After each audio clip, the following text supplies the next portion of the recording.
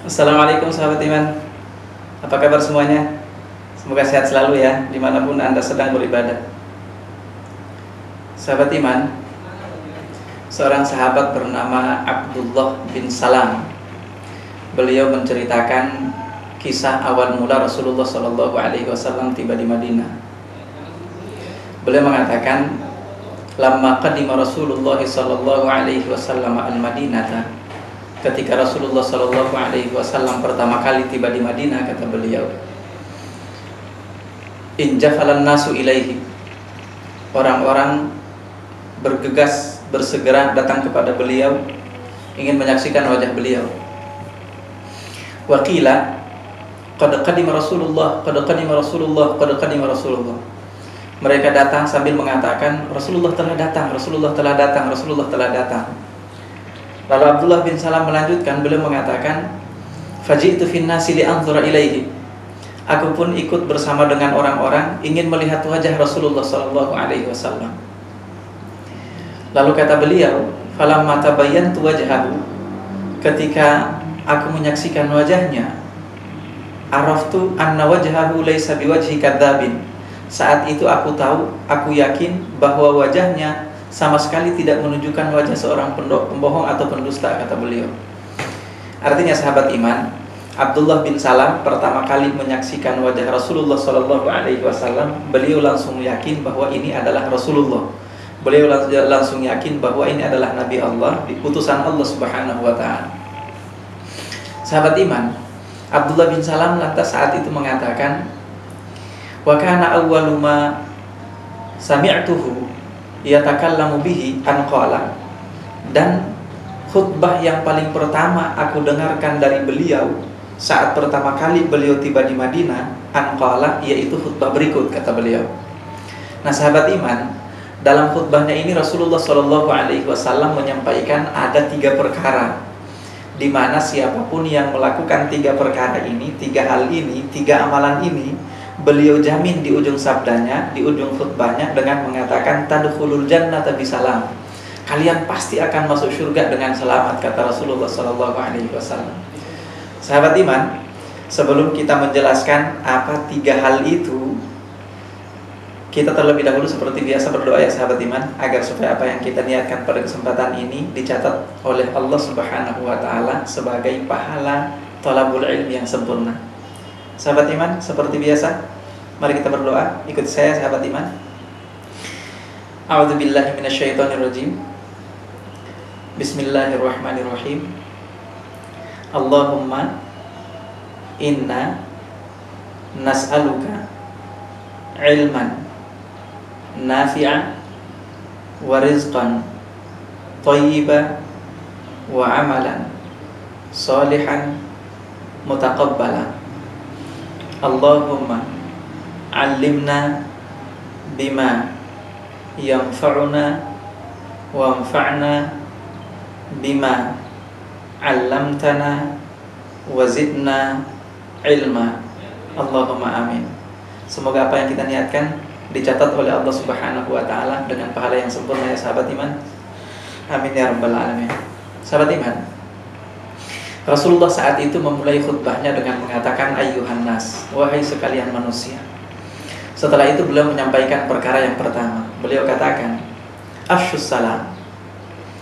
Afshus salam artinya tebarkanlah salam. Kata afshu berasal dari kata afsha, yufshi, afshi, ifsha'an.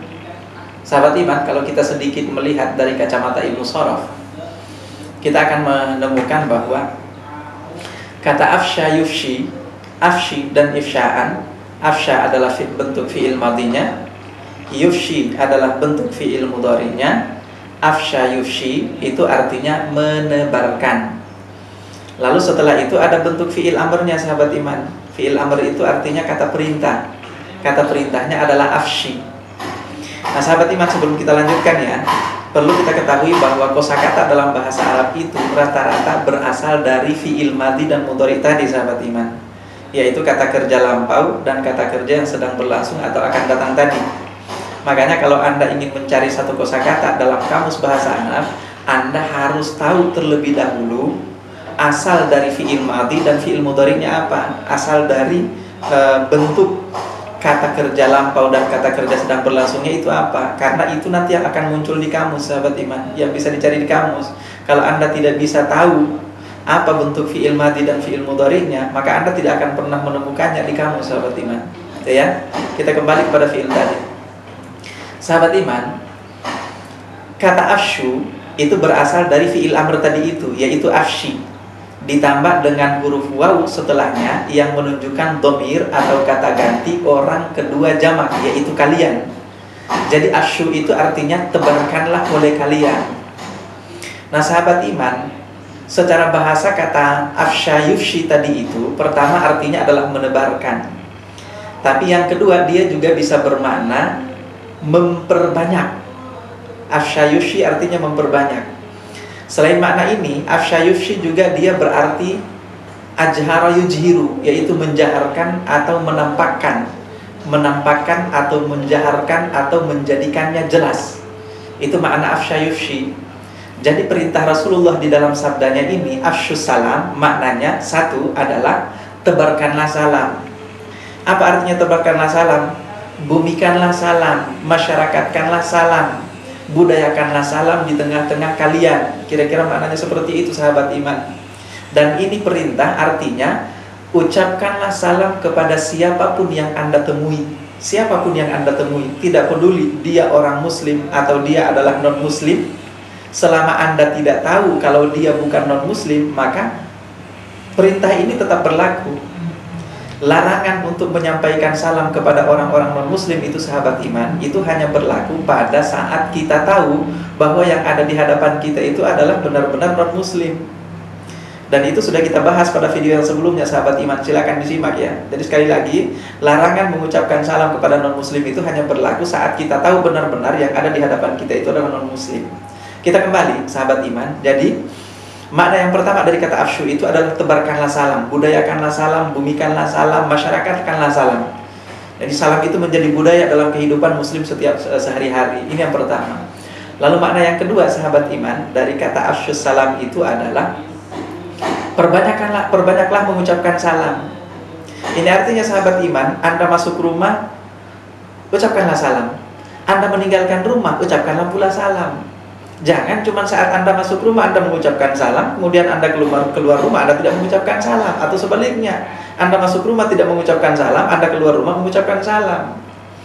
Nah sahabat iman, Anda ketemu dengan saudara Anda, ucapkan salam. Berpisah dengan saudara Anda, ucapkanlah pula salam. Anda memulai satu majelis, mulailah majelis Anda itu dengan salam. Anda menutup satu majelis, tutuplah pula majelis Anda itu dengan salam. Anda menelepon sahabat Anda, mulailah telepon Anda itu dengan salam. Anda menutup telepon kepada sahabat Anda, tutuplah pula telepon Anda itu dengan salam. Anda memulai pidato Anda, mulailah pidato Anda itu dengan salam, dan akhiri pula pidato Anda itu dengan salam. Ini yang namanya memperbanyak salam. Karena makna afshus salam salah satu diantaranya adalah perbanyaklah mengucapkan salam, sahabat iman. Itu makna yang kedua lah ya.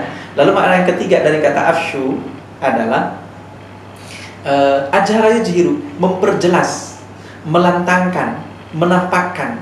Ini artinya, sahabat iman, mengucapkan salam itu harus dengan suara keras. Mengucapkan salam itu harus dengan suara jelas. Banyak orang yang beri salam, tapi salamnya itu dengan suara yang tidak kedengaran kecuali oleh dirinya sendiri. Atau kalau tidak, misalnya kadang-kadang kita jawab salam dari orang, tapi jawaban salam kita itu seperti orang yang berbisik, tidak kedengaran sama orang yang menyampaikan salam itu sendiri. Nah, ini tidak termasuk bagian daripada makna afshus salam, sahabat iman. Karena makna afshus salam itu artinya adalah ajhara yujhiru, memperjelas, menampakkan, melantangkan. Jadi ucapkanlah salam dengan suara yang lantang dan jelas ya, sahabat iman. Itu tiga makna daripada kata afshus salam. Saya tidak akan membahas panjang lebar lagi tentang persoalan salam itu, karena sudah banyak kita temukan dibahas oleh para asatidzah. Saya juga sudah membahas khusus pada video yang sebelumnya terkait dengan salam ini, sahabat iman.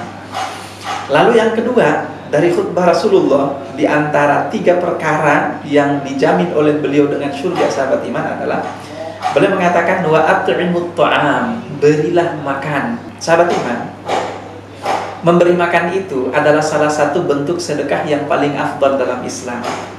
Dan yang perlu kita ketahui lagi sahabat iman, bahwa memberi makan itu ternyata adalah amal ibadah yang merupakan ciri atau budaya orang-orang yang memiliki tingkat keimanan di atas rata-rata sahabat iman. Bahkan ada seorang ulama yang mengatakan orang yang gemar memberi makan itu menandakan mereka memiliki hati yang kebaikan hatinya itu melampaui kebaikan rata-rata orang-orang beriman yang lain. Makanya sahabat iman, kalau kita lihat Allah Subhanahu wa ta'ala menyebut orang-orang dengan kategori ini. Allah sebutkan mereka misalnya dalam surah Al-Insan ayat 89, Allah sebutkan mereka sebagai al-abrar, orang-orang yang berbuat baik. Di dalam ayat lain Allah menyebut mereka sebagai al-muqarrabin. Kalau di dalam hadis Jibril, Rasulullah SAW menyebut mereka sebagai al-musinin.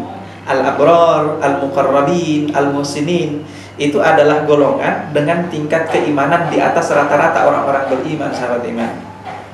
Mari kita perhatikan salah satu firman Allah yang menunjukkan tentang itu. Ya, tadi yang sudah kita sampaikan ya, dalam surah Al-Insan, atau sering juga disebut sebagai surah Ad-Dahr ayat 8 ayat 9. Allah Subhanahu wa taala berfirman di sana, a'udzubillahi minasyaitonirrajim.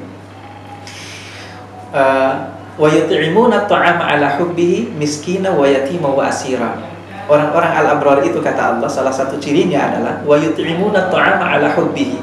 Mereka gemar memberi makan kepada orang lain 'ala hubbihi. Nah, ini kita perlu tahu lagi makna kata 'ala hubbihi di sini sahabat iman.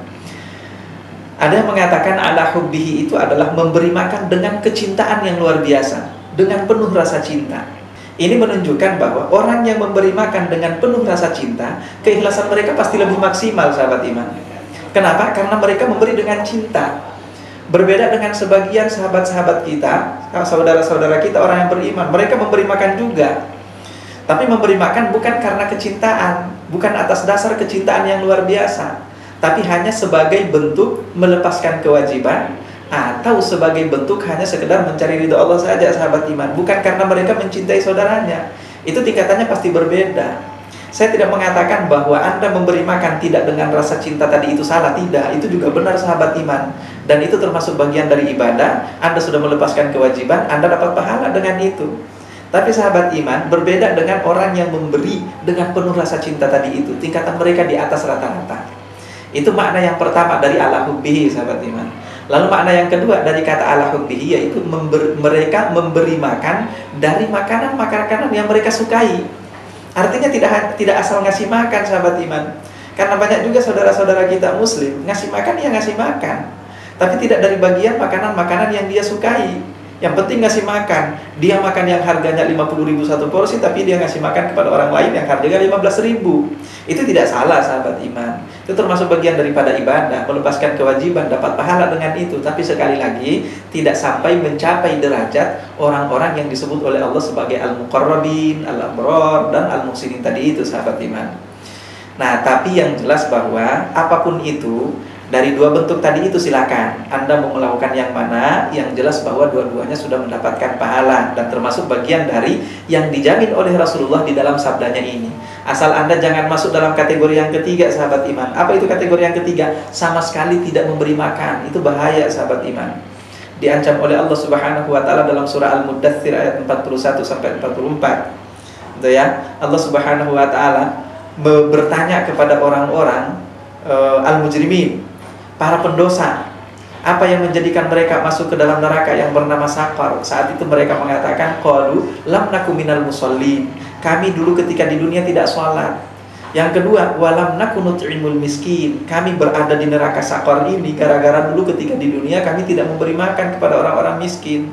Itu ya sahabat iman. Jadi budaya yang kedua, perintah yang kedua, amal soleh yang kedua yang dijamin oleh Rasulullah dengan surga dalam khutbahnya ini adalah at'imut ta'am, memberi makan. Jadi karena itu budaya dalam kehidupan kita sahabat iman. Lalu perintah yang ketiga, beliau mengatakan wasallu bil laili wan nasu niyam. Bangunlah salat di tengah malam saat orang-orang sedang terlelap dalam tidurnya. Nah, ini sahabat iman. Ini adalah amal soleh yang juga ternyata tidak sembarangan dan tidak ringan cobaan dan tantangannya sahabat iman. Itu lumayan berat. Tapi perlu juga kita ketahui bahwa itu juga termasuk bagian daripada budaya orang-orang dengan tingkat keimanan di atas rata-rata. Tapi apakah kita dengan keimanan yang biasa-biasa seperti ini tidak bisa melakoninya? Bisa sahabat iman. Yang penting kita punya niat. Dan kalau kita punya niat bisa melakoninya, insya Allah kita termasuk bagian dari yang dijamin oleh Rasulullah dengan surga tadi itu. Nah sahabat iman, tadi saya katakan bahwa itu berat. Memang berat sahabat iman. Kenapa? Karena waktu pelaksanaannya adalah waktu di mana rata-rata orang saat itu sedang terlelap-lelapnya dalam tidurnya. Di samping itu, Anda dibangunkan di waktu itu sangat sulit sahabat iman. Rata-rata orang sulit dibangunkan di waktu tersebut. Sulit untuk meninggalkan kasurnya yang empuk, sulit untuk meninggalkan selimutnya yang hangat. Benar-benar berat sahabat iman. Ini sholat di dalam surah Al-Isra, sebagaimana yang sering kita kenal, yang sering kita dengarkan juga, disebut sebagai sholat tahajud sahabat iman. Dalam bahasa hadis disebut sebagai qiyamul lail. Nah, mudah-mudahan kita diberi kekuatan oleh Allah Subhanahu wa Ta'ala untuk bisa melakoninya juga. Sebab dalam sebuah sabdanya, Rasulullah SAW menegaskan tentang ini. Beliau mengatakan, afdalus sholati ba'dal faridoti, sholat yang paling afdal setelah sholat fardu, yaitu 5 kali sehari semalam. Kata beliau, sholatul lail, yaitu sholat lail, qiyamul lail atau sholat sunat tahajud tadi sahabat iman. Inilah 3 perintah dari Rasulullah. Inilah 3 amalan yang dijanjikan oleh Rasulullah dengan surga tadi. Lakoni 3 amalan ini, Anda dijamin oleh Rasulullah masuk surga. Sahabat iman, mudah-mudahan bermanfaat. Itu dari saya, Ahmad Husain. Lebih dan kurangnya mohon dimaafkan ya, sahabat iman. Assalamualaikum warahmatullahi wabarakatuh.